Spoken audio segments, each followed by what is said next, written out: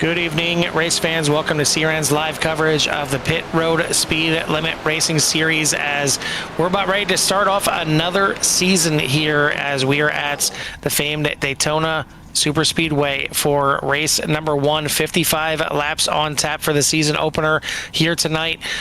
The drivers out there just finishing up practice, getting ready to get out there for qualifying. But Jimmy, another season ready to start off, and we got a pretty long schedule here for Pit Road Speed Limit Racing. Yeah, nice long stout schedule here for Pit Road Speed Limit Racing. So I hope everybody is ready for this season, as we'll cover a lot of weeks and a lot of holidays and a lot of cheer and joy all in between. So looking forward to each and every week that Pit Road Speed Limit Racing comes out here to practice. But we do have some, obviously, some pre-race things that we need to take care of now, as it is going to become the norm here at Pit Road Speed Limit Racing. Yeah, we'll go ahead and kick it off with our Canadian and United States national anthem before we get into the invocation, and then the call to the drivers to start their engines for the first official time this season. As it was a fun one, a little kickoff with the Clash last weekend, and we had a lot of good laughs. But now it's time to get serious. But before that, we'll get the pre-race festivities started off with the national anthems. And but.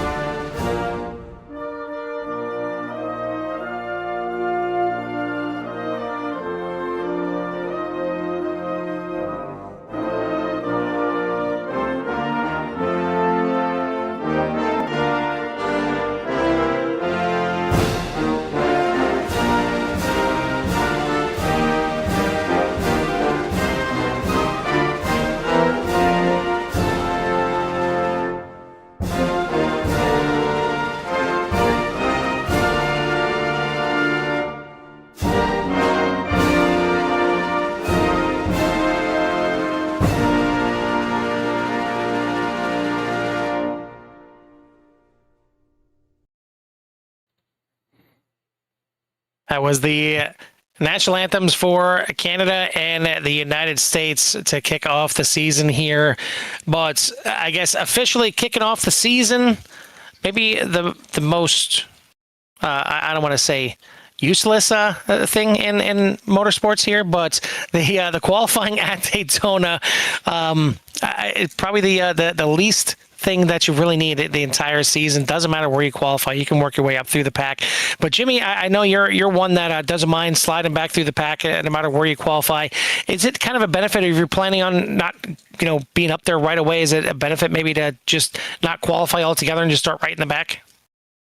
I mean, it really depends on like how many people decide not to qualify and what your I rating is. If I'm a guy that wants to start in the back, my I rating is like below 1,000, and there's nobody below me, then yeah, I'm gonna start the back of the pack. But if my below 1,000 is the middle of everybody's average, well, then I'd be in the middle of the pack. So I'm either gonna qualify and run up front, or I'm gonna run that or you be mid pack. So it just really depends on how many people are not going to run, and you might be one of those people that wait till the last minute to actually get a lap in, but they have plenty of time to do so here. We do have 26 drivers on the docket, and all 26 drivers have a lap time in right now, Carl. As we're finishing up with their qualifying runs, we're going to go ahead and bring in one of the men behind the curtains here at PRSLR, and that is Mr. Kent, as he is going to give us our invocation for the first official time here for the season. Kent, why don't you go ahead and kick off the season for us? All right, we'll do. Let us pray. Lord, we come before you tonight in great thanks. We thank you for the sacrifice you gave us in your Son, Jesus, who came and died on the cross for our sins, paying the ultimate sacrifice that we may be washed clean and have an opportunity to spend everlasting life with you. Lord, we also come before you today to thank you for all our veterans, the brave men and women who have currently and who have served their country, Lord. For all of them are willing to make that same sacrifice so that we may continue to have the freedoms that we do, most importantly, the freedom to worship you. Please be with all our veterans and their families. Let them know that the sacrifice they have made of time and energy, enduring homesickness, anxiety, stress, and also the reward and pride they have for their country, Lord, let them know that it is not unseen, it is not forgotten. From our forefathers who fought for these rights to the ones still fighting today, Lord, they fight for a country, one nation under God. Lord, that is you, our one true God. We are not a perfect people. We falter as individuals and as a society, Lord. But let this be a reminder that we should be fighting and sacrificing for you, Lord, as those continue to fight and sacrifice for us. Let us not take it for granted the privilege we have to worship you freely. Give us opportunities in our own daily lives to be a soldier for Christ and stand firm. As our veterans stand firm for us. As always, it is in the mighty name of Jesus we pray. Amen. Amen, sir. As we are getting ready to start the season, I want to thank you here once again for coming in here as you will every night for this season. But why don't you go ahead and let these drivers know it's time to strap in and get this thing underway? That it is. Thank you, guys. Absolutely.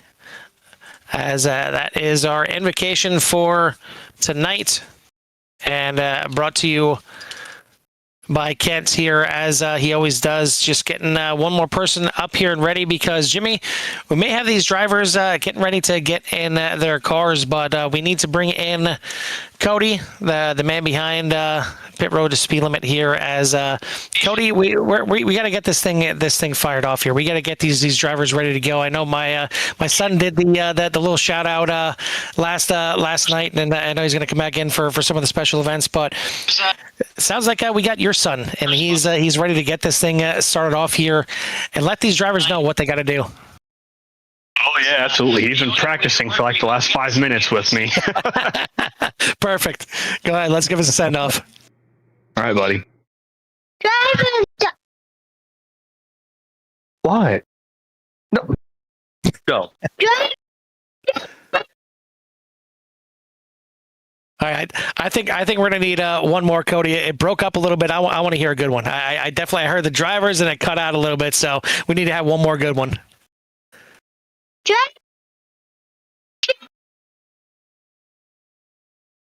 And there we go. I want to thank you, Cody, and your son out there for getting us started here for the season.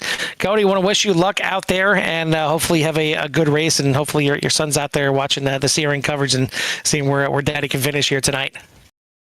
I'm hoping so too. It's Daytona. Anything can happen here. Absolutely, buddy. All right, we'll let you go and get this thing ready. Get your car fired off and get ready to go.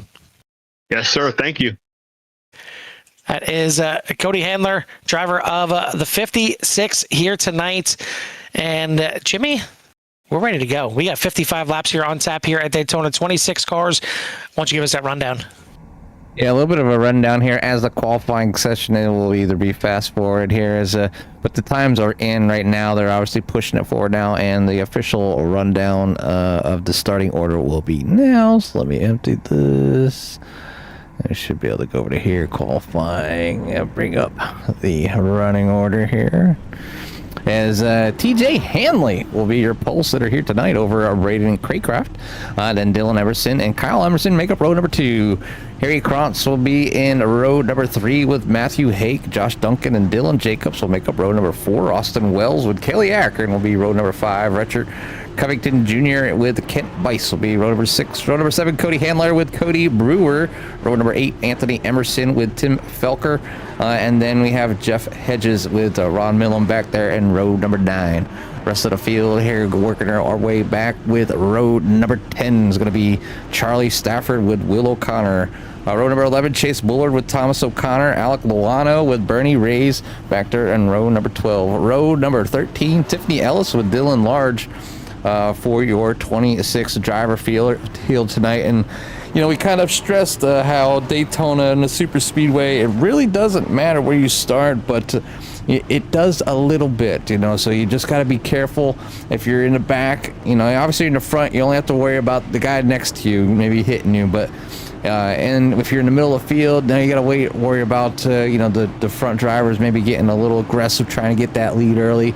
And if you're in the back, you're worrying about everybody. And if you can miss the big one, do you have the Days of Thunder moment to drive through that cloud of smoke? But we're going to find out here tonight as 55 laps here at Daytona, and TJ Hanley will start them off as we get going here.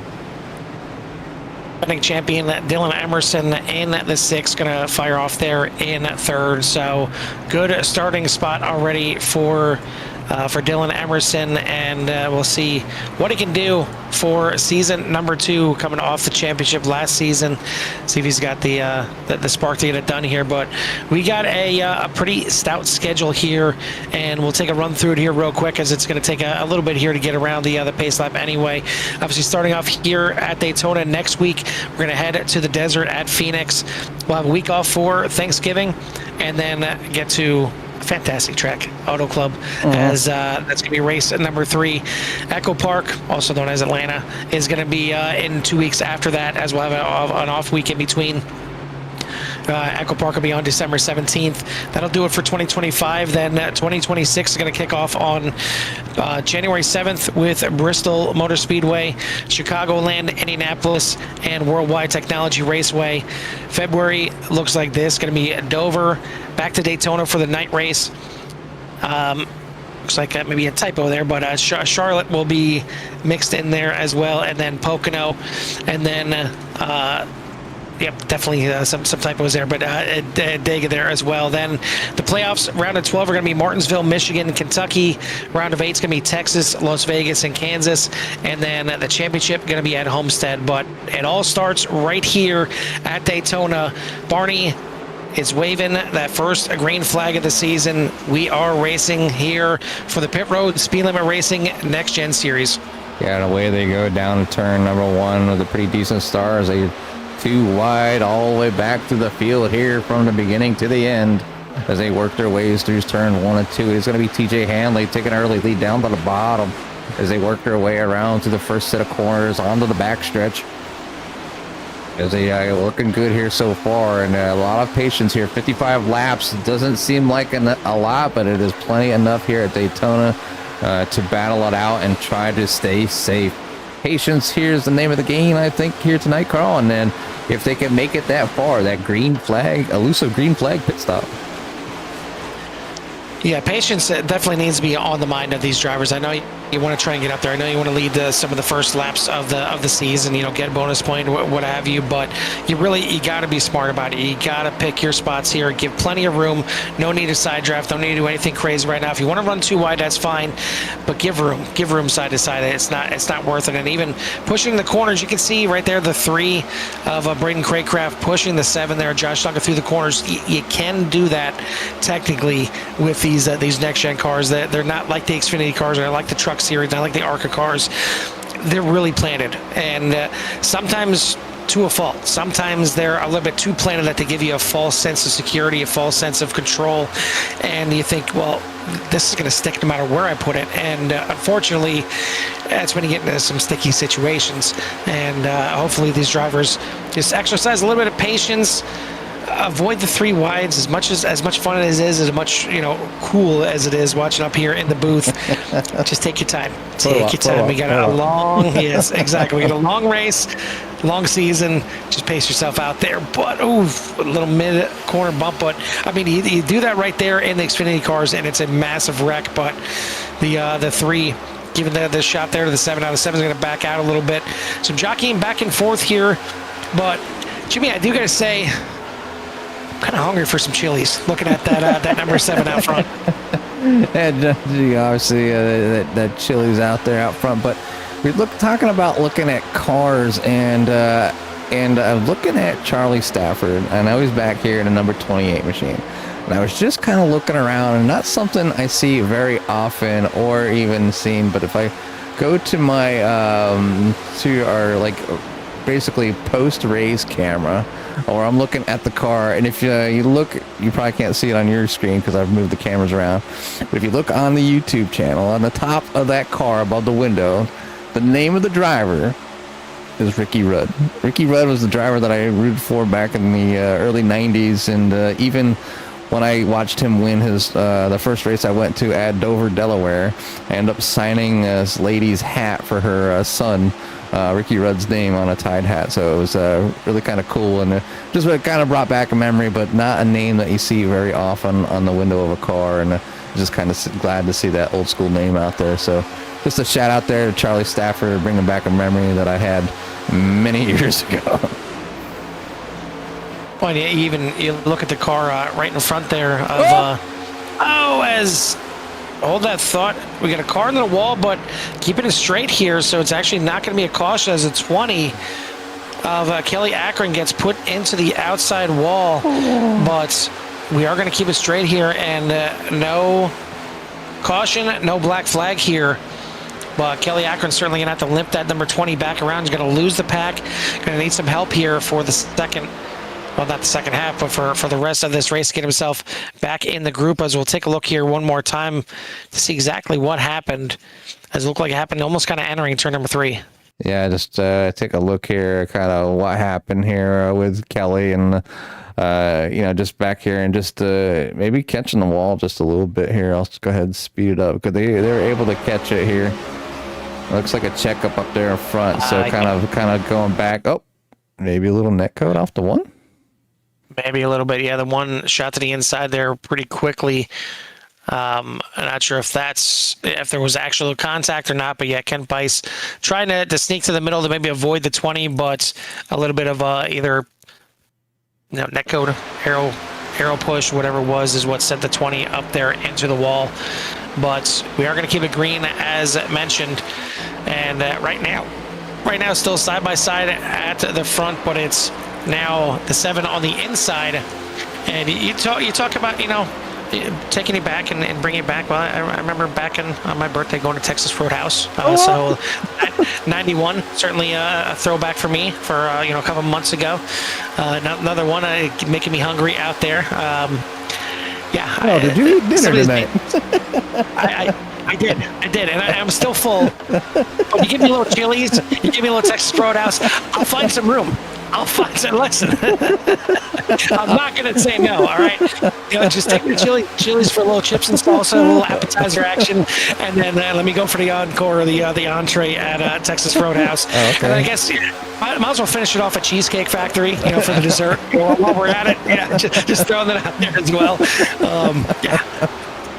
Not saying, I'm just saying. And I guess, for a late night, we'll go to 7-Eleven, get a little Big Gulp to wash everything down. I mean, it's all in there. The recipe for a great full belly is definitely out on the track, but little single wide action back there right now. But the 81 looking to the high side here, and maybe you start to get that second row going, but left to the wayside there is a 29, sucks up to the bottom, and it's kind of what happens here, Carl. You get one person to kind of step out of line, and hopefully you get a group of people to kind of go with you. And you can see there's 5 drivers on the outside, and they got to make it work. But a lot of times these cars draft kind of uniquely. Either you have to be right behind one another in an organized line, and if you're on an inside or an outside line and you're trying to catch up to a line that's farther ahead than yours, you got to kind of come down and side draft. And you see a lot of kind of bobbling around between some of these drivers, and as much as, over a car width. So you see the one taken to the high side there, cutting up in front of the 12, the 60, thinking about it, but not enough room between this the 1 and the 12. So that outside line going to start to hopefully get some momentum back, but it's a lot of bobbing and weaving between some of these drivers, even some going down to the apron, coming down that front stretch. So just a lot of patience. One thing about these cars and these super speedways is everybody tends to just want to keep their foot smashed to the floorboard. And a lot of times that's not what you need to do, especially if you're in the draft. It's literally just lifting 5 or 10%, and that car will not drift up the track farther than you think it will. You can be able to stick right behind somebody. You can ride on that yellow line if you want to. It's so much easier just to lift just a little bit, and instead of fighting that car and trying to guess whether it's going to go up the track a car width or two. So, and it's more here at Daytona than Talladega is. Talladega is a little bit quicker track, obviously a little bit bigger, and the corners are just a little bit different, but just slight lifts going into some of these corners, Carl, will really help and settle these cars out from seeing all the bobbing and weaving that you're seeing on track right now. Yeah, and again, I feel like you're having that a little bit as well because these cars are. Ooh, that was a little close right there. Like I said. I promise you, these cars are a lot more planted than some of the cars that we bring here. The Arcas, the Xfinity. I remember when back before they had a little bit of an update with the 87s. The 87s used to absolutely fly at Daytona and Talladega to the point where you do something that you don't do in pretty much any other car at Daytona, and that's lift going into the corners, because you absolutely had to lift, especially when you're in the draft. You're going over 200 miles an hour. You were lifting going into the corners because they would want to push or get loose, or maybe even both. And it was fun, but frightful as well, trying to set those cars into the corners. But right now it is the 91 of Ron Millam out front. Harry Krantz in second, Josh Duncan, Braden Craycraft, TJ Hanley for your top 5, Jeff Hedges, Charlie Stafford, Matthew Hake, Cody Brewer, and Chase Bullard for your top 10. If you haven't done so yet, hit that like and subscribe. Get you in touch with everything that CRN has to offer and join the CRN Nation. But this is a good one, a good start for the drivers here in the Pit Road Speed Limit Racing Series, and want to send a shout out and a thanks to all the sponsors here this season: In the Fence Racing, Raven Racing, Route 30 Racing, Hammer Down Motorsports, TPM Turtle Power Motorsports, for all the teams that they're putting out here and all the help that they do to make Pit Road as successful as it's been for now, the second season here, as we got a good showing here. 26 drivers for the field here. Looks like a little bit of a slow up on the outside line, and your 28 falling back here a little bit. But I got another car that I was eyeing up a little bit before the race, and that is the 88 of Tiffany Ellis, back in that second group, far back from the group that is now all single filed here. The 88 now tagging on to the back here. You know what that represents, right? Single file. Here at Daytona, you know what this means, right? Pit stops. Pit stops up here. But yeah, it was actually. Carl, when I talked about I like the inside, this is why. Yes, yeah, exactly. So you don't have to try and fight to get back in the single file. But it was actually a different paint scheme on Tiffany Ellis's when I first got in here. It's switched since then. Now it's the Snap-on number 88, but it was the Super Mario Brothers paint scheme, and I believe the for the new movie that's coming out, and it's kind of funny, Jimmy, when I look at things like that, like the Sonic movies that just came out recently, and the Super Mario Brothers movie, and now they're coming out with a Super Mario Galaxy movie with some of the other new characters. But it's just kind of funny that I don't know if they've run out of ideas for movies at this point, for animated movies, but they're throwing it back to at least my childhood, not heroes, but characters that I grew up with Sonic the Hedgehog and with Well, Super I Mario. mean, they're only not I know only they still make Mario games. They don't make Sonic games anymore, but it's like they're I don't want to say they're scraping the bottom of the barrel because I enjoy the movies. I mean, they did bring out Sonic's Frontiers, which is actually more of like an open world kind of like MMO type thing for Sonic. That's true. But here is Pit Stop says we'll take a break here from real life shenanigans and see what's going on in the pits, and 5 drivers coming in. Look like a pretty good pit stop here. I'll go ahead and bring up the tower so you can see if we can at least see if make sure nobody got any black flags. So no There's black one, flag. Tim Felker catching a black flag. In a black flag, and that is not something you want to have anywhere, but especially at these super speedways, because now the 2 is going to have to sit in there for an extra 40 seconds, and he is going to lose any semblance of the pack here. He's going to have to hope to join one of the other packs that's maybe drifting back a little bit further, or he's just going to get eaten up eventually by the leaders, and he'll have to hope to try and tag onto them. But we made it here to the first pit stop of the night, and we still got 40 laps remaining as I got really close there with Kent Bice diving to the inside. Black and it's going to flag. cost him the 1 and the 13. Kent Bice, Matthew Hake, both getting a black flag here on entry. And that is, I guess, we got a few more there. He's sitting there for 40 seconds. And Alec Luno, another one.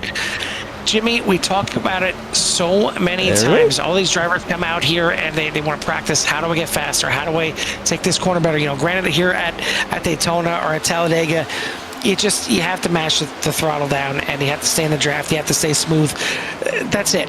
After that, you should be practicing and practicing and practicing and practicing. Do I sound like a broken record?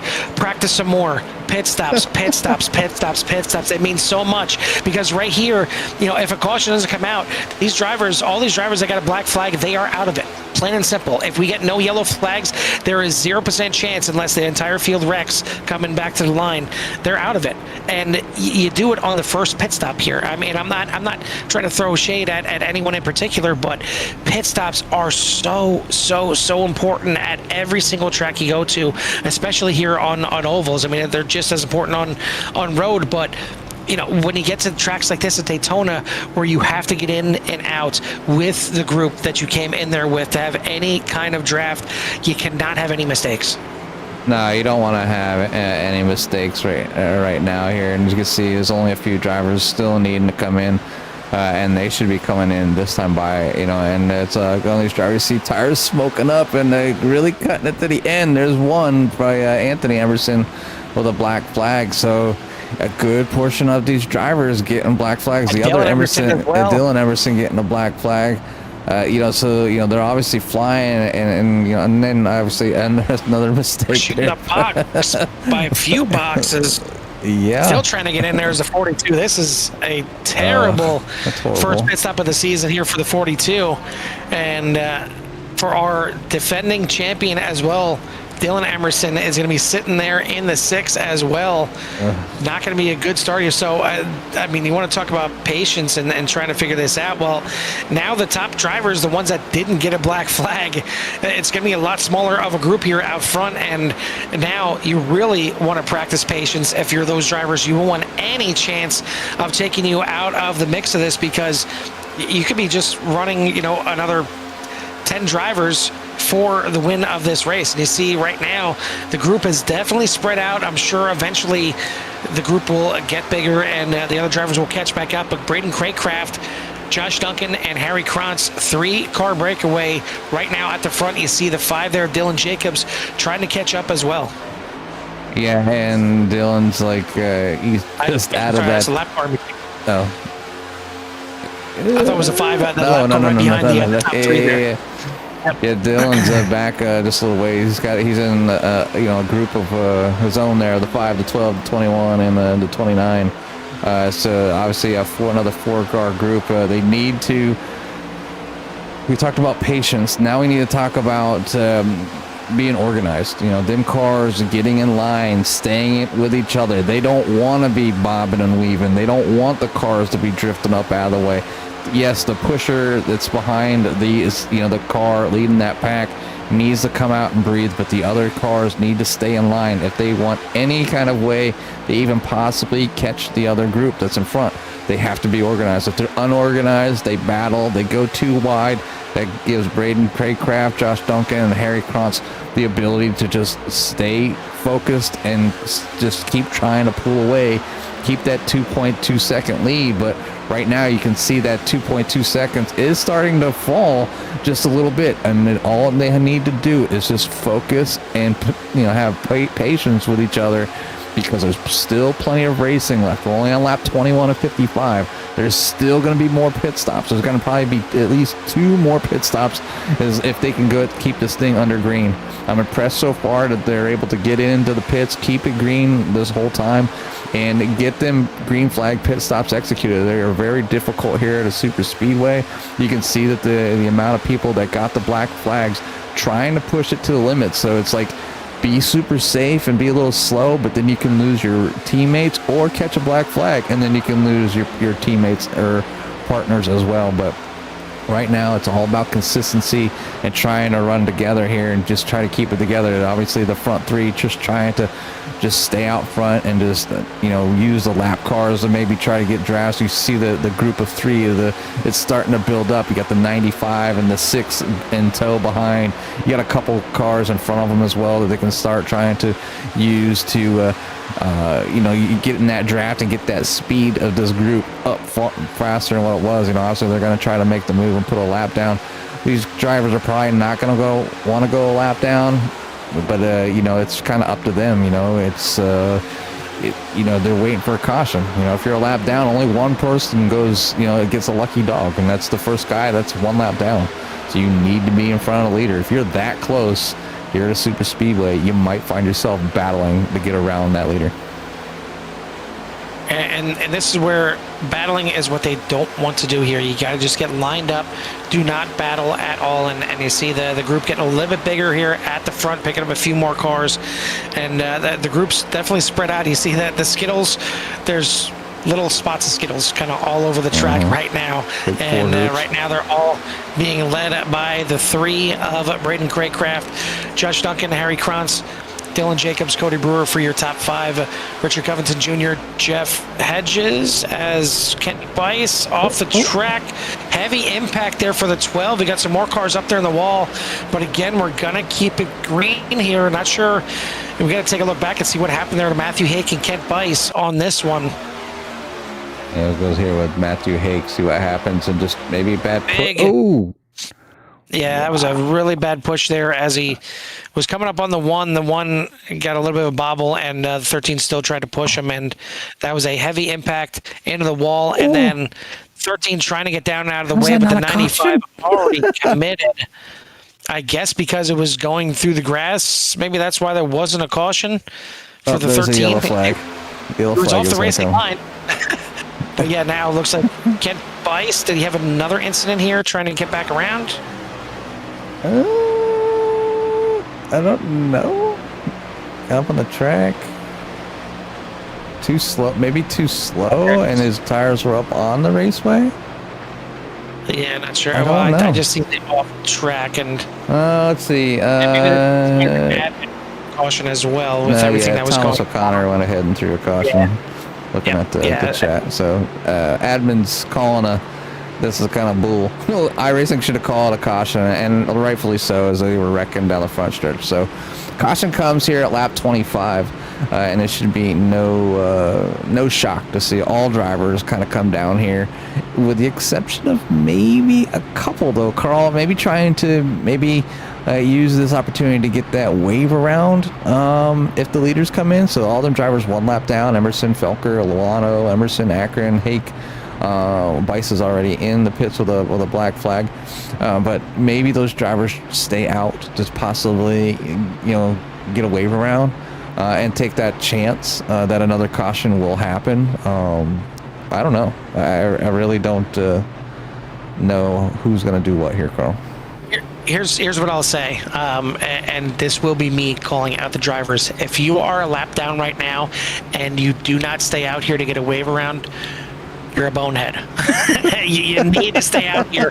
This is your opportunity to get back on the lead lap. Are you going to have to pit? In quite there's a couple staying out though. Exactly. You need to stay out here. You need to get back on the lead lap. No, I'm talking people that were on the lead lap that are going to stay out, and that's going to throw all that off. Well, I mean, then it is what it is. Now only the lucky dog gets out there. But if this wasn't the case here, okay, well, I'll say two things. First, I'll continue on with my rant about this. If you're a lap down and everybody comes in, you need to stay out there to get back on the lead lap. And then you figure out, if you got to pit in another 5 laps, okay, you took your shot. You're going to be back, behind the 8 ball, but you got plenty of friends there with you because I'm sure they're going to be doing the exact same thing. You have to take that chance to get yourself back on the lead lap and then figure it out from there. If not, if you come in, you're just going to be right back in the same situation, and you'll have only one chance if a caution comes out to get yourself even back on that lead lap. So you have to take that opportunity. Now, I want to say for Austin Wells, maybe bonehead position number 2 because Emerson, everyone Handler, coming and in Rees. I mean, yeah, Wells, Emerson, and I mean, shout out to Emerson because this is definitely what he needed here to get back into the mix of things after the pit road penalty. But Wells, Emerson, and a Handler, I have no idea why you would stay out here under caution. I mean, regardless if you want to try and lead a lap here or not, because some tracks, they have extra caution laps and you can come in on that second lap. But here at Daytona, you don't. As soon as you come around that first time, it's 2 to go. You cannot come into the pits if you didn't already come into the pits. So if you do, you're going to get a black flag. So for Wells, Emerson, and Handler, yeah, I'm calling out drivers here tonight. I'm not holding anything back here. It's the first race of the season. That's fine. Time to rip off the Band-Aid already and just question some of these moves. But I mean, I get it. I get the want to maybe get some track position to get up there, maybe to lead a lap. But here at Daytona, you can't take that chance because now with these drivers staying out here, you got to hope for another quick caution, or you're going to be now only a 3-car team if nobody gets a penalty coming in there in what are we at 18? So you're looking at 8, another maybe 10 laps? 9 maybe laps, 5 to 10 laps. You're coming into the pits, but it's only gonna be 3 years max, and that's not enough to really make a good pack to drive through. So questionable call, but what do we know, Jimmy? That's why we're up here in the booth. It wouldn't have been me. I don't want to throw. All right, I would say if I would never been in a race car, don't believe anything I say. That would be a true statement, but I can say that I have some pretty good experience out there, especially when it comes to super speedways. I do have a couple wins on super speedways. I know what it takes. I know how frustrating it can get, but you can get back to the front to the back. It is the last place. I'm taking a position fight here at a super speedway. Positions are too easy to get on a super speedway. It's all about fuel management and being with your teammates, and like you said, Carl, a team of 3 or 4, if they can come in, if they can all bingo their pit stop without getting a black flag or anything like that. There's a lot of variables coming into this. Can they be all on the bottom at the same time? There's a lot to ask between these 4 drivers and how well they work together. And nothing against iRatings, but that's the only thing that I have to kind of judge people how long maybe they've been racing without looking up their accounts. And they're all a little more junior or green. So to me, it's a high, the success rate's not very high. I'm not saying they can't do it. I'm just saying it's, by just kind of getting like numbers and facts that are provided here, what I got in front of me, the odds are a little on the lower side to have a super stellar bingo. But like you said, we are up in here in the booth. We're here to keep on that hype train of seeing who can win here tonight. And hold that thought. We are going to get another caution right away because 2 of the drivers that stayed out got a little squirrely on the restart. This is going to be the big one on the restart. It's going to pay off for Austin Wells, and it looks like not going to pay off for Braden Craycraft, your early leader. He's going to have a black flag after this. Early second place driver Josh Duncan, he's going to have a black flag. Looks like both of those are going to get removed. maybe by the officials here, or maybe SDK was messing up. But I was going to take a shot at Austin Wells and say maybe he thought the race was over. Certainly, maybe trying to get the win early. A little inside joke there on the 81, but this one right here ended up being a big one, and it might have actually been started there by the 7 of Josh Duncan, trying to get this thing going early. Gets into the back of Just a mess of one of the drivers up at the front, and maybe started it that way. But quite a few drivers tangled up in the mess here on the restart. This is worst case scenario. I think as far as kind of what's going on here is you can see the looks like the who's that, the 95 the Bass Pro Shops 56. Getting it up in 56, the 7 trying to avoid it and go down to the bottom, and it's gonna check everybody up, but the Bass Pro Shops kind of getting into it and just chain reaction. Obviously green flag, yellow flag all at the same time. So yeah, this is an unnecessary kind of thing here at the beginning, and it's really kind of it's probably disappointing for some of the drivers out there. Obviously, just there's no huge jumps here at Daytona. 7 maybe just pushing the 90. I might even say it's on the 7 for maybe pushing a little bit here. Yeah, that's kind of what I thought. Maybe just kind of leaning on the back of the 56 there a little bit too much at the start, and unfortunately the 56 of Handler couldn't handle it on that one. Dare I say? All right, I'm starting to be too much of a Johnson here just to start off this season.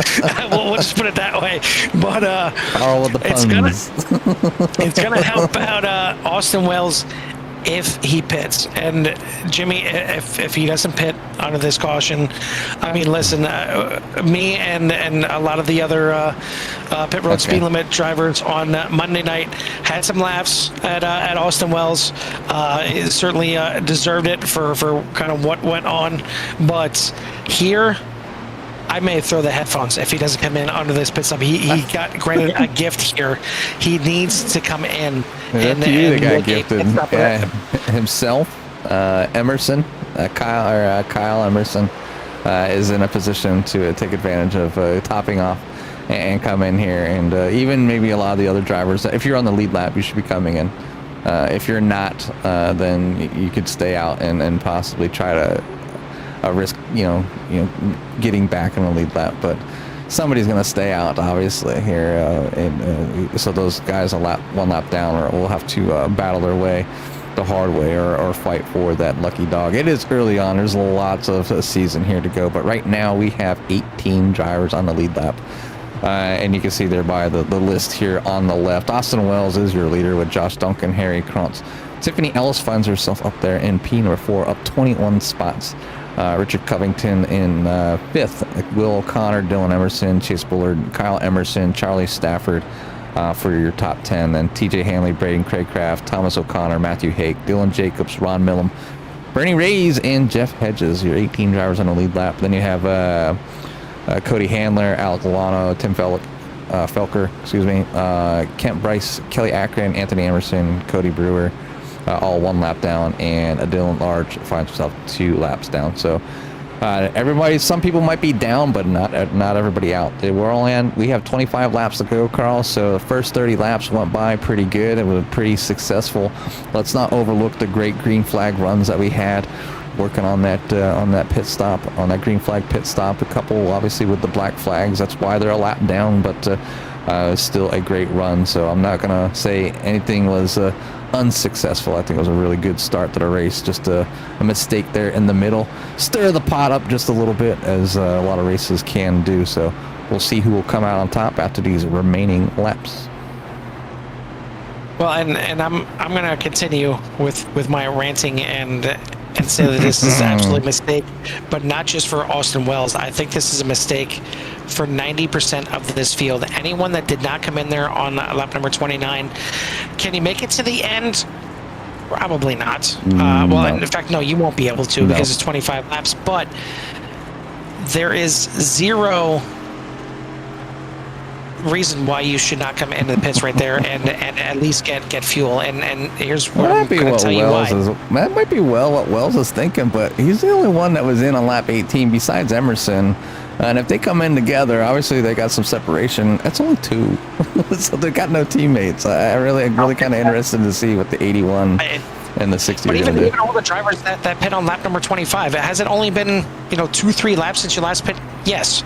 Should you come in? Yes, because you top off on fuel as many times as you can, and when you come in that first lap and top off on fuel, guess what you do when you're coming back to 2 to green?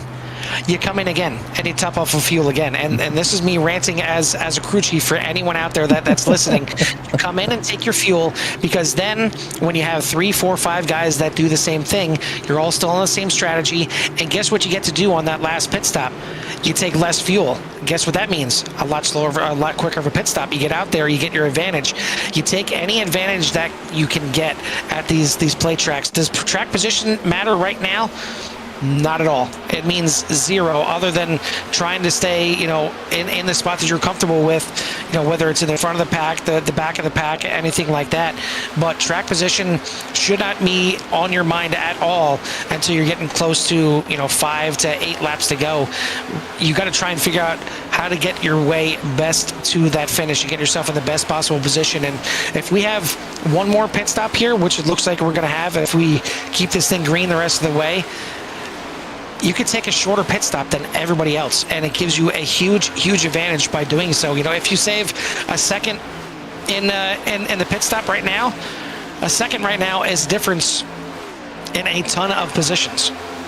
So, I mean, I scratch my head. Certainly, I'm definitely on board with everybody that came into the pits on that time. I'm not saying we're not going to get another caution. Never know. Good look at the back of the 88 there. Little sucks to suck on the back. Love it. Definitely. Biff, you got a small part of our heart, man. You don't understand what that means for us.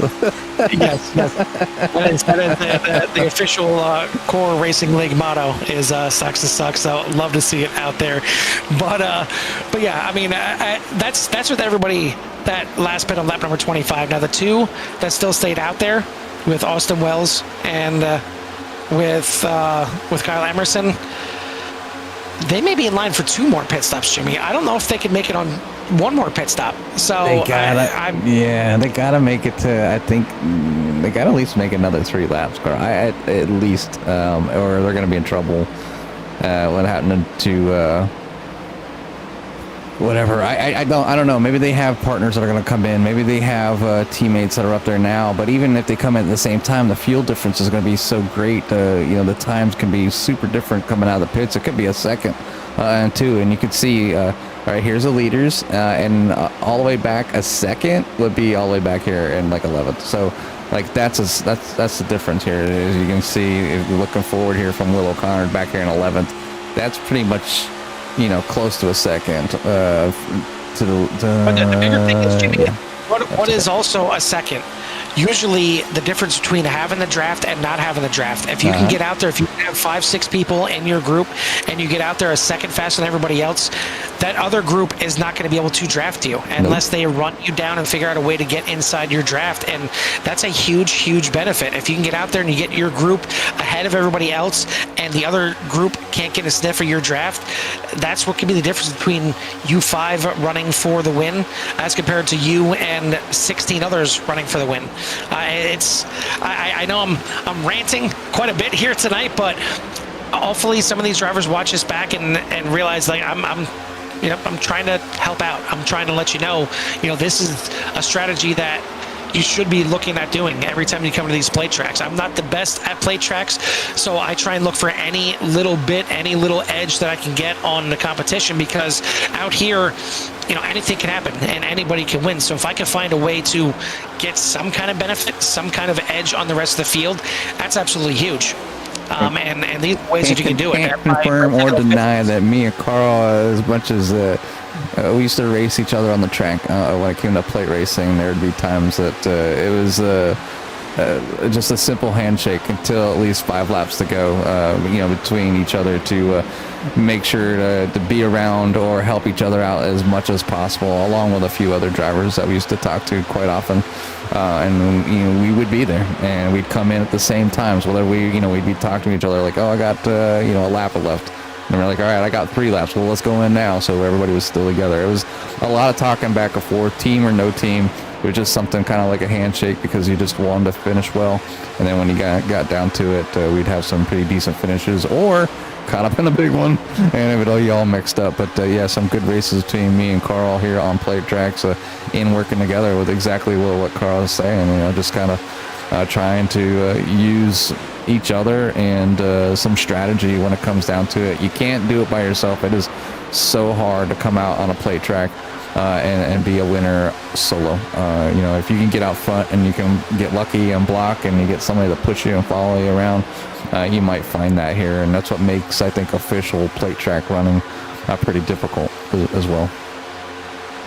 Yeah, now I will say, if this was a bit of a caution fest, if they had a bunch of cautions throughout this race, maybe you have a different type of mindset. But the fact that we had the long green flag run, the fact that we had green flag pit stops, lends me to think that we'll have some more green flag racing still in this race. And if it were go green the rest of the way, which is what you have to plan on, you can't plan on, okay, well, I'm going to do this because I think there's going to be at least one more caution. Or there's going to be 2 more cautions. You can't plan on that. You have to plan on it being green, and then if a caution comes out, it is what it is, and here you go. Luckily for your leader, he's got more guys coming in, but now all 3 of these drivers need to bingo it. No penalties. Looks like all 3 get in here without a penalty, but can they stay grouped together on the way out? It's tough when it's only 3 of them. Now, is 3 enough to have a decent enough draft? Yeah, decent enough, but you have to come in as 3. You have to come out exactly as 3, and you have to work together as 3. Now, if you come in with 10 other drivers and you're looking for at least 3, you got a good shot of that, because 6 other drivers can screw it up, and you still have a chance of getting out there with a group. With coming in there as 3, you need to make sure all 3 are on the same page, make sure all 3 are talking to each other, whether they're taking tires, not taking tires, whether they're taking 5 gallons of fuel or 2 gallons of fuel. You need to talk, and you need to figure out what's going on. Looks like Alec Luno had a bit of an issue here, and he ended up jumping to the pit, so we're going to keep this thing under green. But you see right here, are they out there somewhat together? Yes. Are they drafting together right now? Are they losing time? Yes. They're losing time. They basically need to slow down. Obviously, you got Austin Wells back here, Kyle Emerson out front, and you can see they're out. They need to bounce back. Oh, where are they at? Wait a minute. Yeah, back here in the back of the pack. Yeah, the 81 of Austin Wells and Dylan Emerson, along with Kyle Emerson. They're now within range, so they're all kind of grouped up. Now they need to work together. They need to push. They need to be the most cohesive 3-car unit they can be in order to make it, and they need to talk to each other. Obviously, with the Emersons being back there talking about fuel and making sure they have enough fuel to make it to the end, because they're right around that window. So they just need to be very cohesive. They need to push hard. And not to kind of step out and battle each other. These 3 cars will need to be, like I said, like one car in order to even have a chance to run. But it does look like we're going to have some new people coming in here early, because it is, to go. But the 11, the 7, there's a bunch of people. Oh, we got some sideways action going back here. And it looks like you're going to have contact there as well. It's like Will O'Connor, and I think Matthew Hake got into the side of him, and it's going to bring out a yellow flag on the. So everything I said doesn't matter. Out the window. Everything I said, no, it doesn't matter at all, and everything is going to shake out. So this worked out perfectly for Austin Wells. So I think that strategy was exactly what you needed to do. But now here is what the caution was. It was actually. Anthony Emerson here on the front stretch. Caught the end of it. I didn't see exactly what happened. Yeah, let's back that up a little. Yeah, it started. Oh, okay. Right here, it looks like maybe was that a late move to the pits? Was that a bad bump draft coming out of the corner by the 12? We'll take a look here. Maybe. bad on the 12 and the bump trap, 20. yeah. The 12 and the 20 not working well together today here at all. No. As, that's, I believe, the second time now Brewer and Akron got together, but it's going to bring out a caution. And what this is going to do is put everybody back on the same level playing field. Everybody will be able to make it to the end here on fuel. There's going to be some cars that are stuck a lap down depending on where they were here, but either way, everybody will be able to come in, take that fuel, and get back out there. I want to thank everyone out there in Sierra Nation for tuning in here tonight. Shout out to the ones that we were Kathy, kind of Brian. Go ahead. I was going to Scruffy out there. I see Scruffy out there watching here tonight and giving us a little love in their Discord as well. Jay Stoller, Barry, as always, out there. A few of the drivers out there, looks like Kelly and Kick and Bass, both out there on the track trying to get it done here tonight. But definitely hit that thumbs up, hit that like, hit subscribe, get you in touch with everything that Sierra has to offer. And I hate to kind of bring this up, and obviously, if you haven't liked and subscribed, I'm obviously trying to get the videos out there as well, but you will get a notification if you hit that little bell. It will tell you when we go live anytime, and then especially here for our double headers on Wednesday night. But Carl, the cars that we were kind of shaming for not coming in the pits are now in position to be in the front. I don't know why you weren't listening to me. I said they have the best strategy out there. I love what they were doing. Coming in as 3. I know this 3 is a crowd, but you were blasting them the whole time. They've been showing you up. They knew a caution was coming. This is perfect. Perfect. It worked out exactly how you wanted it to. There was a reason that Emerson, was the champion, last season. So I told you I was going to throw my damn headset. I may have to anyway. You might have to throw it anyways, right? But you knew what was going to happen. It always works like that. Something happens, but there's still 12 laps to go, still plenty of racing. This is almost like the perfect length for a super speedway race, maybe in the 20 range, but the super speedways, it's obviously there's so much white knuckling and holding your breath and waiting for the big one, and I guess when they're a little bit longer, you get that chance to get that green flag pit stop in, which you've seen, and when it works, it's beautiful. When you see 15-20 people come down in a pit lane and then just bingo it like a big fan, no black flags. It's probably the most beautiful thing I've ever seen. I've only seen it a handful of times. One of the times was actually during what they call a money race, where people would put in like a nice chunk of money to race against each other here at Daytona or Talladega, and they're like 30 lap races. But they had to come in for fuel, and like the whole field came in. I'm talking like 35 drivers, Carl. They were fanned out. They all came in, not one black flag. They all bingoed. They all came in. I think a couple drivers maybe missed their pit stops or something like that, so they were spread out just a little bit. But it was the most beautiful thing I've ever seen at a Daytona Raceway with everybody coming in at once like that. But yeah, these pit stops can really mix things up. Emerson, Kyle, and Dylan obviously making the right call against our better judgment. They'd still be in a good spot if they didn't, but obviously in a little better position now, and they should have enough fuel to go to the end of this race. Now, if there's green white checkers, maybe not so much, so that's be something that weighs on their mind here. And obviously being out front, you do use a little more fuel, so might need to jockey some of them positions around early to make sure that either Kyle or Dylan, whoever has maybe a little less fuel, has enough to make it to the end. But Duncan and Craycraft, Hanley, Hedges, Covington, everybody that kind of came in, they kind of had that weird pit stop. Definitely find themselves being able to be up there, and Krantz being involved, obviously being able to recover back at the end, back of the pack, but still on the lead lap. So and maybe let's see, we've still got 18 drivers. Did we get a wave around by chance or no? It might have been because it may have involved some of the drivers that were right there on bubble. But yeah, it looks like we're going to have 18 drivers on the lead lap. The Emersons out front. You got Austin Wells right there in third as well. We'll see if they did eventually have the right strategy and make me look like a fool. We'll just throw that out there. But either way, Josh Duncan back up there in the 7, as is Braden Craycraft, as both of them had the meatball flag earlier, but they're now in the top 5. So good bounce back for them. TJ Hanley, Jeff Hedges, Richard Covington Jr., Thomas O'Connor, and Bernie Reyes Jr. for your top 10.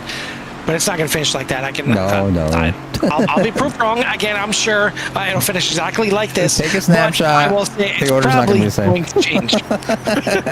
It changes so fast. 10 laps to go. Obviously, you can see it's we're under yellow, but the pace car out front short 10 laps here at Daytona. Actually, it's quite long. 10 laps is probably a little longer than you think it would be here at Daytona. These next 9 minutes, 8 minutes are going to go by maybe quickly. Yeah. You're going to have to hold their breath. But these cars get around here a pretty good clip. So let's see if they can get it done. See who's going to be the first victor officially for the season. As Kyle Emerson is out front over Dylan Emerson, Austin Wells, Josh Duncan, Braden Craycraft, TJ Hanley, Richard Covington, Jeff Hedges, Thomas O'Connor, and Dylan Jacobs for your top 10. Back to racing here at Daytona, the season opener for the Pit Road Speed Limit Racing Series here for Season 2 of their Next Gen Series. Kyle Emerson trying to start off the season the way Dylan Emerson ended the season last year as the man on top, with Dylan Emerson getting the championship in the 6th last year. But Kyle Emerson trying to start off at the top. Austin Wells up there, but Braden Craycraft in the 3, and that 7 of Josh Duncan have been up at the front majority of this race, and they're looking to try and get back up there as well. But it is, as Jimmy said, it's close to the end, but it's far from over. Obviously we're like, 10 laps to go, and it's a blink and we're calling a winner, but not here at Daytona. This is, a long time to hold your breath. I mean, look at Kyle Emerson out here in the lead, and you could just see, looking up from the back of that car, how close they want to be to each other here. And this is white knuckle. This is crazy driving here by some of these drivers. People enjoy this, believe it or not. Here's on board with Thomas O'Connor in number 18.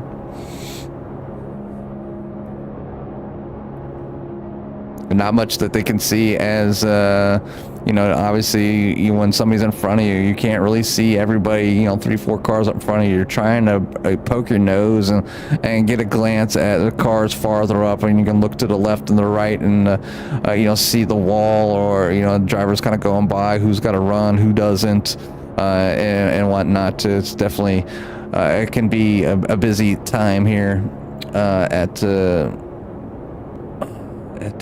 on this track here. I'm trying to see where Carl disappeared to. I think he got drafted away. No, he's still there. He's there. He's just stepped away for just a second. But we're on board right now with Thomas O'Connor, and you can just see how close everybody is. And I'll jump on board with some of your other favorite drivers. Obviously, Tiffany Ellis out there, back in the pack there. Tiffany on the outside. And you can just see the cars bouncing around, and it's hard. It's hard to keep your foot fully on the throttle when you're seeing that type of racing in front of you. Really, you can't. You need to be ready to lift off that throttle at a moment's notice, because like Jimmy's saying, I mean, when you're behind the driver, like when you're behind Chase Bullard here, like Tiffany Ellis is, she can't see up there to see what's going on in front, and what is happening with Will O'Connor up there in front of Chase Bullard.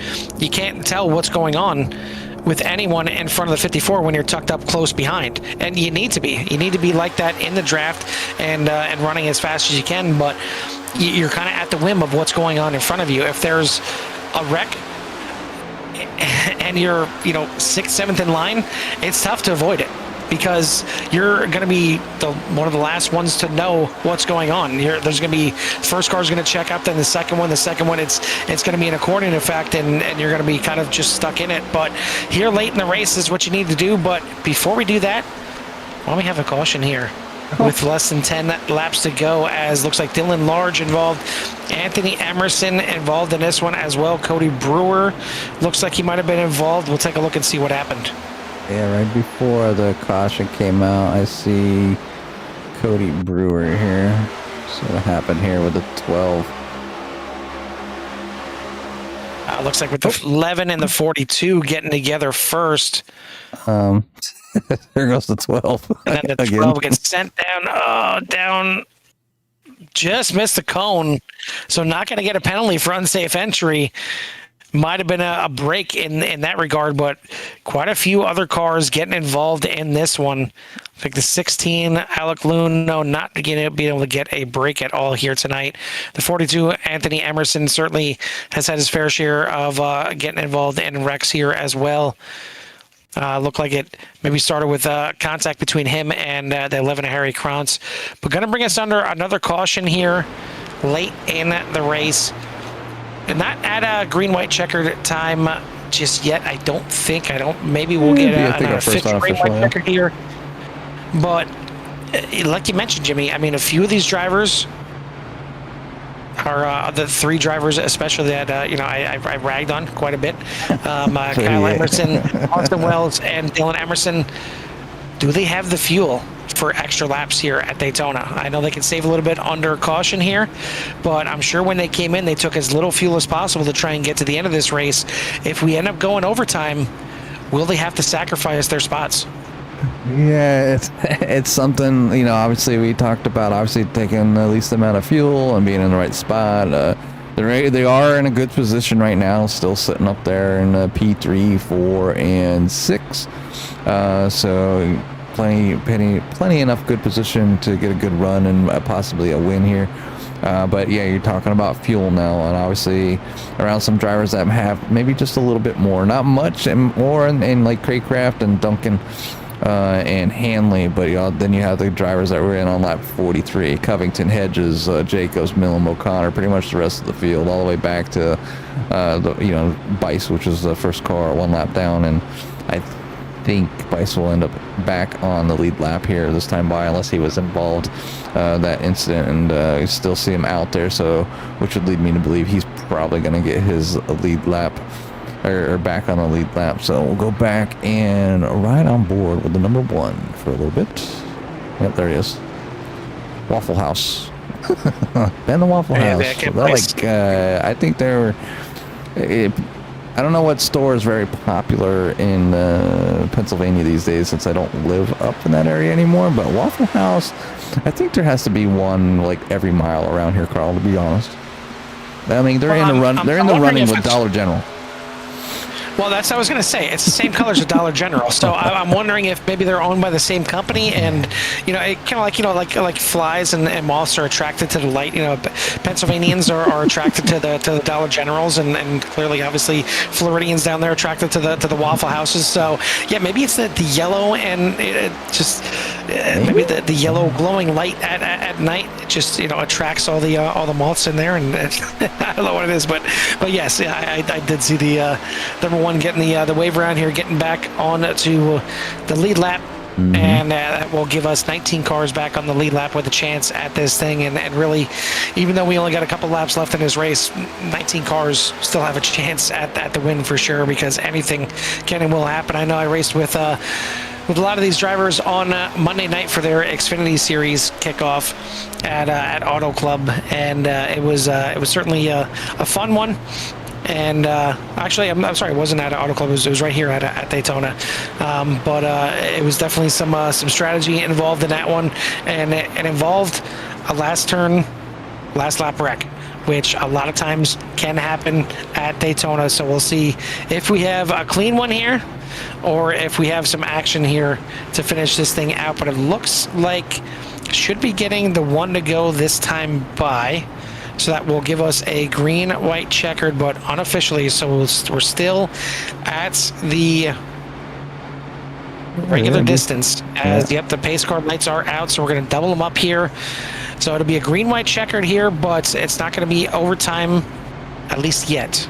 We'll see if we end up getting green, white, checker. And I'm sure that these drivers, that are out here, when they're coming around and that goes 2 left and they need to make it around and make it to that start finish line one more time, they're just begging the rest of the field behind them to stay in line so they can get that white flag and not have to go to the another green white checker, because fuel is becoming an issue here as we get late in this race.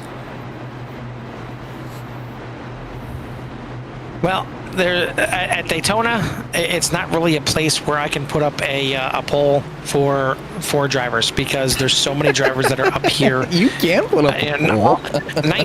19 drivers still have a chance at this win. So, I mean, me putting the top 4 up here doesn't do it justice. So I'm just going to put it out there to everybody in Sierra Nation out there watching this race right now. Who you got? Who you think can get this thing done? Will we see somebody from their front row? Will we see the Braden Craycraft or Josh Duncan get it done? They've certainly been up there at the front a lot of this race.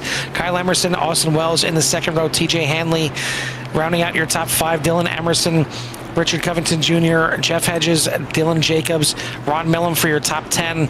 Thomas O'Connor, Will O'Connor, Chase Bullard, Bernie Reyes Jr., Tiffany Ellis, Charlie Stafford, Harry Krantz, and Kent Bice. And Cody Handler for your 19 cars on the lead lap and still with a legit shot at winning this thing. So who you got out there? Who you think is going to get this thing done? Pace car is going to be in. We got a green, white, checkered for now. Will we have another to finish this thing off? Either way, pace car is in. It's in control here with the 3 of Braden Craycraft, and we are back to racing here at Daytona. Yeah, we're gonna ride on board with Kent Bice. He is the last car on the lead lap, and at the end of the very last line, as he was the lucky dog. And how lucky is he, as he has to start all the way at the longest line of the field here. But you can see all the cars out in front as they race around down to turn number 1. They have to do this at least 2 more times, and is already going to make a few spots up here, but probably not anywhere through the field just yet. He needs to catch up to Charlie Stafford in order to start gaining positions up there in the 17th place. So needs to be hot on the gas, and it takes about a lap and a half for these cars really to wind up. So they need to cross that start-finish line here with it. Nothing happening. You can see the run that they're getting here. And he's going to go with the 12 to the outside to try to make up as many positions as possible. Is it a possibility for the 1 to get to the front? But white flag in the air. White flag in the air. 1 more lap to go. The next flag is going to end this race. Braden Craycraft in the lead. Richard Covington Jr., TJ Hanley, as it's certainly starting to shuffle up here. Kyle Emerson getting sent back towards the back of the pack. Kind of a bit of a 6-car breakaway right now, but not far enough to allow other ones to get up in there as well. I think that's out the window at this point. It's time to push anybody and everybody. But then, there goes your leader. The 3 of Braden Craycraft gets sent around. It's now side by side with the 21 of Richard Covington Jr. Dylan Jacobs on the outside, looking for 3 wide on the insides of 91. Not going to get there as we head back to the line side by side. Now 3 wide for the win. Richard Covington Jr. gets it done. Dylan Emerson in second as they wreck past the line. TJ Hanley, Dylan Jacobs, Ron Millam, unofficially your top 5 here tonight. Looks like a meatball flag for Cody Handler at the end of this thing. But what a finish, as we typically have here at Daytona. And unofficially, it's going to be Richard Covington Jr. getting it done. Dylan Emerson in second. TJ Hanley by 6 thousandths of a second, beating out Ron Millam for third place, and then another 3 thousandths of a second back to the 5 of Dylan Jacobs for your top 5. What a finish on this one. We'll get our top 3 up here for their interviews, but it may take a little bit to digest this thing, and this is why I'm not good at super speedways. I don't think I can handle a finish like this because there's all kinds of racing here. And we'll take a look here again at what started here on the backstretch with the 3. Yeah, and just obviously you see the 5 and the trying to keep it tight here, trying to get enough to kind of maybe move to the outside in front of TJ Hanley, and does by pushing the pusher. But the 21 maybe looking to block that run and maybe get the opportunity to get out front, kind of gets a bad push on that right rear of the 3 right here, and the 5 just happened to be a right spot. And momentum allowed the field to kind of go by real quickly here as the 3 kept it up on the wall. So great job for the 3. Unfortunate that they had that happen, but then obviously you want to go back up front here, kind of see what unfolded coming around turns number 3 and 4. As you can see, everybody trying to shuffle around here up front and getting runs. The 91 getting a good run, but obviously, everybody's going to try to block as much as possible here. A little squeeze move on the 6, but the 91 really trying to work that bottom. Not enough there, and trying to get below that yellow line. It just would have upset the car and really wrecked himself and a bunch of others. So keeping it above the apron there was a good call for the 91, but nowhere to go. Probably had a run. Everybody kind of trying to see that little bit of hope to possibly get that one. Look at the 91 poking there. The 23 shoots to the outside. The 5 doing the squeeze move there. But just the run there by the 23, able to kind of go alongside. You see them 3 wide, still working their way down to the start-finish line here, and still kind of winding it up here. And here's the start-finish line. Yeah, 4 wide there for third to finish this thing out. And the 18 there going sideways. But yeah, I mean, what a finish here as we're waiting for our top 3 to get in here. But again, unofficially, well, I guess officially now per iRacing, we got our finishing order for the 26 drivers here tonight. It's going to be Richard Covington Jr. with the win, Dylan Emerson, TJ Hanley, Ron Millam, Dylan Jacobs, and just jumped around here. Dylan Jacobs and for your top 5. There we go. Josh Duncan, Thomas O'Connor, Austin Wells. As it keeps jumping around here, right? Kyle Emerson and Jeff Hedges for your top 10. Will O'Connor, Bernie Reyes Jr., Chase Bullard, Tiffany Ellis, Kent Bice for your top 15. Harry Krantz, Cody Handler, Charlie Stafford, Braden Craycraft, and Cody Brewer for your top 20. The rest of the field is going to be Kelly Akron, Tim Felker, Anthony Emerson, Dylan Large, Alec Luno, and Matthew Hake. But, I mean, certainly the start of the season that your defending champion wanted to have, and that being Dylan Emerson getting it done here in second place. So congrats to our field out here tonight. We'll go ahead and start bringing in our top 3. And third place here tonight is going to go to Austin Wells. No, actually not going to go to Austin Wells. So as third place here is going to go to TJ Hanley, as he brings the 23 in here for a podium here at Daytona. Hey guys, how's it going? There he is. I think Carl's trying to pass you off to me here. Just want to make sure you're there first. But congratulations, man, on being able to be there at the end. Obviously, had a great start for the race here tonight, and find yourself towards the front here for that. Kind of like the unofficial green-white flag. Kind of give us a rundown of how your race was, man. It was pretty clean there for the majority of it, with a sprinkle with a caution here and there. Oh yeah. First and foremost, this TH Sounds Ford Mustang was railing today, boys. I loved it. Got some good practice in last Friday with Ringtail Casual League. That was a lot of fun. Learned a lot from that race. Used it here. You can definitely tell there's a difference in the experience level. Friday we couldn't really make the outside lane work. Today we definitely could. So it's more what I was used to. There at the get-go, I think we did one green flag pit stop. We were almost to the second one. That was going to be a lot of fun. Because I was really trying to plan on the long run. I think I was going to try to go 18 laps, and then 19 laps, try to get to lap 37. It didn't pan out. We ended up having to caution.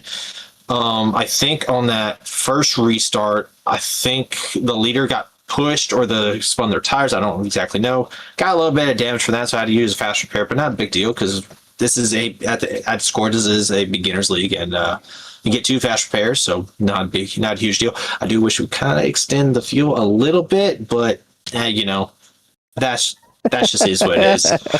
But nevertheless, this was fun. I do enjoy this kind of racing where we're allowed to be a little more aggressive, but everyone's still not just running people over. It's a lot of hey, we're going to hit you hard, but it's more like what you expect. A little crazy there at the end, but it's a super speedway. it's a late race restart. It's kind of more or less what I was expecting.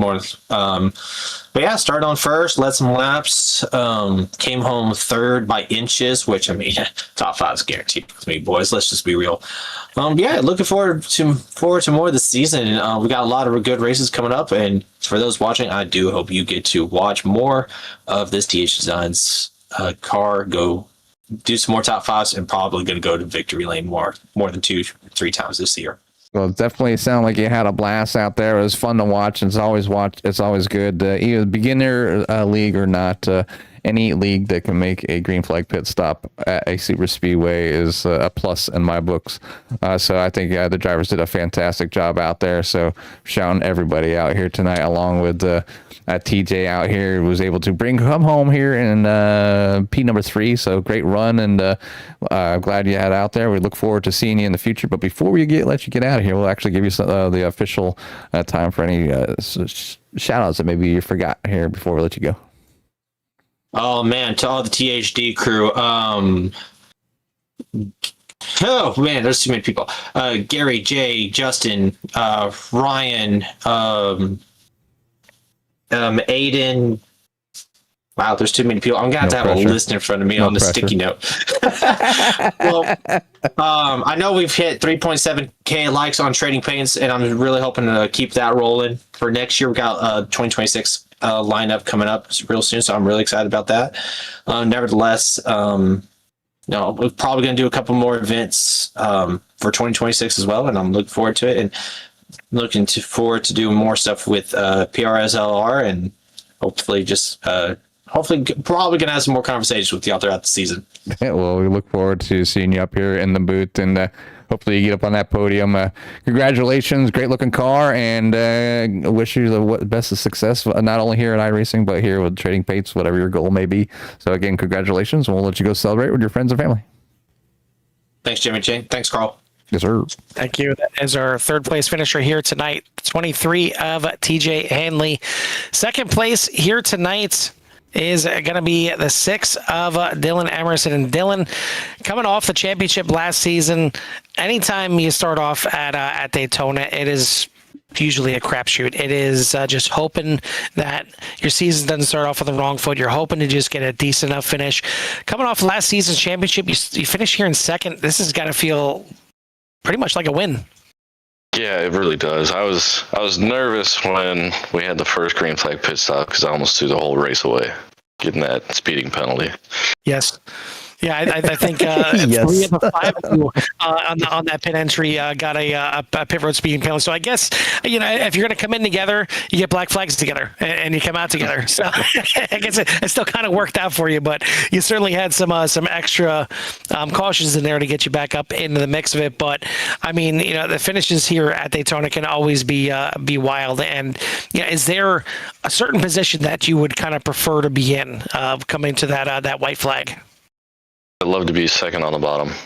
Second in line on the bottom. You have the most control, I feel like. Well, it certainly was exactly where you were here at the end of the race, pushing the 21 there to the victory. How much were you just locked into the back of that 21? How much were you looking to the outside to see what those other cars were doing? Was there ever a thought to kind of slipping out there, maybe going 3 wide right at the end? Yeah, once the 3 got turned around, I was like, okay, I'm pushing the 21. Let's hope to get clear of the 5 by the exit of turn 4, but we didn't get that. And I'm like, well, I'm just pushing him to the win. The only choice I had. Well, it worked out for you, and again, as the defending champion, certainly a great start to the season. I gotta question the paint scheme though. Listen, I don't know how I feel about. Listen, I don't know how. No, not the Miller Lite, not the Miller Lite. And I think he knows where I'm going with this. I don't know how I feel about people putting up Christmas decorations before Thanksgiving. I'm not sure how I feel about you putting on an ugly sweater before. Listen, ugly sweaters and Christmas decorations are for after Thanksgiving. I 100% agree. Everybody. Charles and Scrooge. Well, either way, ugly or not, it was fast enough to get you to second place here tonight. So congrats on the second place finish. Who do you want to give a shout out to or thanks to? Thanks, guys. I want to give a shout out to Doughboy for making the ugly sweater paint scheme. So he did good, and then the scheme pushed him to a win. So congrats to him. There you go. Well, absolutely worth it here in the end. So congrats on the start to the season. Hopefully it's the start of maybe another championship run. I hope so. That is your second place finisher here tonight, the 6 of Dylan Emerson. Top spot here tonight is going to go to Richard Covington. Doughboy comes in first here, Jimmy. Hey, Rich, it's Jimmy and Carl in the booth. How are you? I'm doing a lot better now. A lot better now. You can actually hold your, you can breathe now. The victory is yours here, as you got that nice push there by your own ugly sweater to get the win here tonight. So I want to say first, congratulations, man. Give us a little rundown of your race. Obviously we know that things gonna happen. Green flag pit stops. I think you were were you one of the cars that got involved with the black flags? I don't remember getting any black flags, thankfully, but yeah, there was enough of them during that green flag pit stop. That I was like, well, maybe some people didn't practice green flag pit stops because they are rare here at a super speedway. But you guys, as a league, were able to actually perform one of those here tonight. So I want to hats off to the league here for that one, and just kind of talk about it a little bit, obviously, and kind of let you go and explain your race and how it went for you tonight. man, I mean, it was a lot of waiting, being patient, just staying at the back, staying at the wrecks, and we was in the right spot at the end and was able to get around who we needed to. I hate that I spun out Braden. Sorry to him, but we just figured it out. Yeah, it's always tough when you're working with somebody and a push goes wrong just a little bit at the wrong angle at those speeds is just kind of crazy. And I have to give it to Braden there as he was able to hold it up along the wall and didn't really ruin many people's races. Maybe a checkup here and there, which allowed yourself and Dylan to kind of get going there and not have to worry about too much of the field in the way. But I want to say congratulations, man. Great run, great way to start off the season here at Daytona. It always can be you're in it or you're not in it at the end, because the big ones can happen here. But I want to say congratulations from us at the booth. Everybody else out there, give you some time for any shots you might have in at number 21. Yes, sir. Shout out to the team, Dylan, Tiffany, Cody, Kelly. They really helped with figuring out pit strategy, and really Mom and Dad, they're watching. His old company's actually on the side of the car, so you guys and Cody Handler, the league owner. Really appreciate the shout outs as always, man. Hope to see you again up in the booth, maybe even next week. So definitely, again, congratulations from that 21, and we'll let you go celebrate with your friends and family. Yes, sir. Thank y'all. Yes, sir. That's your winner here tonight, the 21 Doughboy, Richard Covington Jr., getting it done here at Daytona. And, as much as we say races like Daytona, anyone can win. If you were the one that wins, it feels like your season is just absolutely off on the right foot, and you're in the perfect position to go to Phoenix next week and maybe not let your hair down, but you almost feel like, you kind of got one there in the books. And, if you could go after a little bit of Phoenix, maybe you get another one. But if not, you know what? Okay, I still have, one win on the season already. But Phoenix is where we're going to head to next week. It's going to be 85 laps out there in the desert for next Wednesday night. We're not done yet for CRN for the week, as we got our doubleheader tomorrow with VVR and the Core GT Series. But that is going to do it for the season opener here for season number 2 here, the Pit Road Speed Limit Racing Series, and we're looking forward to next week already, and looking forward to getting off these super speedways and seeing what these drivers can really do behind the wheel, and seeing how that dog leg is going to come into play and how many wide we can go at Phoenix. But you're going to have to tune in to find out next week. For myself and Jimmy here from the Daytona International Speedway, we'll see you at the track. Till next week. Peace.